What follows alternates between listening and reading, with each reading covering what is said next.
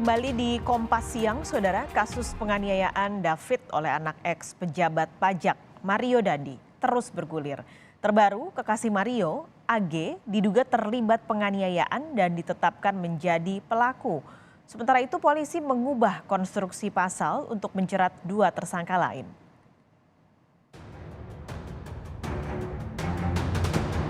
Ada perubahan status dari AG yang awalnya adalah anak yang berhadapan dengan hukum berubah menjadi atau meningkat statusnya menjadi anak yang berkonflik dengan hukum. Atau dengan kata lain berubah menjadi pelaku. Kekasih anak ex pejabat pajak Mario Dandi kini tak lagi berstatus saksi tetapi menjadi pelaku penganiayaan. Naiknya status AG berdasarkan temuan baru kepolisian dari rekaman video dan keterangan saksi. AG terancam mendapat hukuman, tetapi hal ini masih dikaji lebih lanjut oleh ahli pidana. Pasalnya, AG masih tergolong anak di bawah umur. Pemerhati anak Retno Listiarti menyayangkan sikap Komisi Perlindungan Anak Indonesia (KPAI) yang terkesan lamban merespons kasus ini.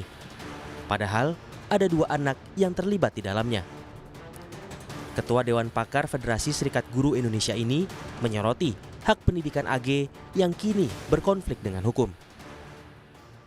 Ya, AG ini sempat mau dikeluarkan dari sekolah kan waktu itu ya. Nah waktu itu dia masih berstatus saksi. Jangankan berstatus saksi, berstatus kemudian anak berkonflik dengan hukum pun, pendidikannya AG ini mesti tetap dipenuhi oleh sekolah dan tidak boleh dikeluarkan gitu. Jadi ini hal yang proses hukum ini harusnya dihormati juga oleh sekolah, dan ini juga menurut saya momentum mendidik sekolah, jangan main keluarin anak gitu ya ketika dia berhadapan dengan hukum atau berkonflik, malah terutama berkonflik dengan hukum. Ini biasanya main keluarkan saja. Nah ini kan harusnya juga menjadi momentum mengedukasi sekolah-sekolah untuk berdiri di atas aturan. Soal penganiayaan terhadap David, anak pengurus GP Ansor, semakin menerang. Polisi bilang, awalnya para pelaku penganiayaan David tidak memberikan keterangan yang sebenarnya. Tetapi berdasarkan bukti digital, polisi memastikan perencanaan menganiaya David sudah dilakukan sejak awal. Polisi juga menyoroti perilaku dan perkataan sadis Mario saat menganiaya korban. Pukulan ke arah kepala, ini yang ke arah yang sangat-sangat vital ini kepala ya. Di sana di antaranya ada kata-kata free kick, ya, free kick baru ditendang ke arah kepala seperti tendangan penalti itu, ya, ataupun tendangan bebas, ya. Kemudian juga ada kata-kata, gua nggak takut kalau anak orang lain, anak orang mati. Bagi penyidik di sini dan juga kami konsultasikan dengan saksi ahli, ini bisa merupakan suatu mens rea, niat jahat dan juga aktus serius wujud perbuatan. Atas temuan ini, polisi menemukan adanya unsur niat jahat dari tersangka Mario Dandi. Sehingga polisi menjerat Mario Dandi dengan pasal baru mengenai penganiayaan berat dan penganiayaan terencana. Yang semula ancaman hukuman 5 tahun penjara, kini diperberat menjadi 12 tahun.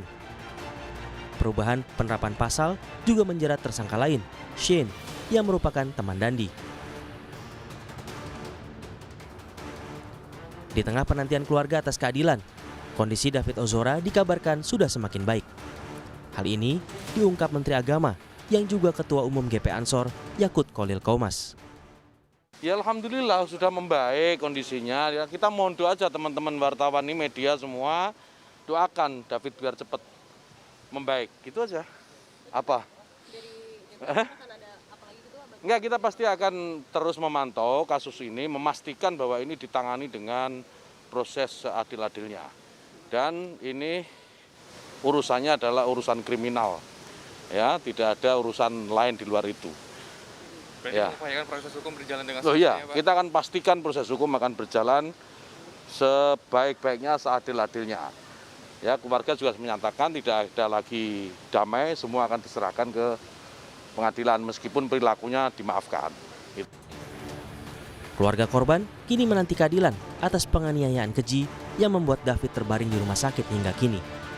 Oleh karena itu, Ketua GP Ansor, Yakut Khalil Qomas menegaskan akan memastikan kasus penganiayaan David ditangani secara adil. Tim Liputan, Kompas TV.